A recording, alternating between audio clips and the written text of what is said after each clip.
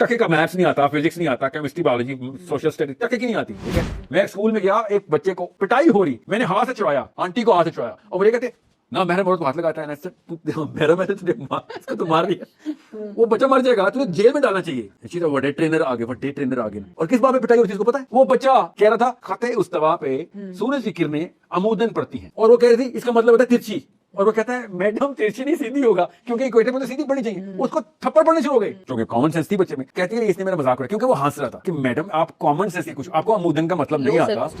Translation की थी, concept यही था कि खते सबाब पे सूरज की किरणें तिरछी पड़ती, पोल्स के ऊपर सीधी पड़ती हैं आंटी के ख्याल से, और अपने आप को वो सही कह के बच्चे की पिटाई भी करती है। इमेजिन करें कि मैं एक स्टडी नहीं बता रहा हूँ, मैं कल्चर के पीछे छुपा हुआ मेंटल कल्चर, दिमाग के इस कल्चर, टिश्यू कल्चर के अंदर वायरस जो है ना, वो कहां से आता है कि भाई आपको पता ही नहीं है कि आपको क्या नहीं पता, तो आपने तो डंडे उठा लेने। You don't even know what you don't know, और in this case they don't even know how incompetent they are, they are unconsciously incompetent. If they only become consciously incompetent, this is stage 1. They will be like, हमें सिखाओ भाई, conscious तो करो उनको इतना तो इल्म दे दो कि उनको पता चले वो कितने जाहिल हैं। जहालत के अयां होने से बेहतर फीलिंग कोई नहीं होती, इतना इल्म चाहिए होता है कि आपको पता चले मैं कितना जाहिल हूँ। This is such a big step human beings can take. उसके बाद आप इल्म का सफर करते हैं, और उसके बाद आपको पता चलता है कि अब मैं उससे कम जाहिल हूं जैसे मैं पहले था। ये नहीं क्योंकि ऐसे कि मैं कितना बड़ा आलिम हूं, क्योंकि इतना इल्म आ जाए वो पता चले कि मैं इतना जाहिल हूं, तो फिर आप कभी जिंदगी में ऐसी भड़क नहीं मारते मैं वो बड़ा आलिम हूं।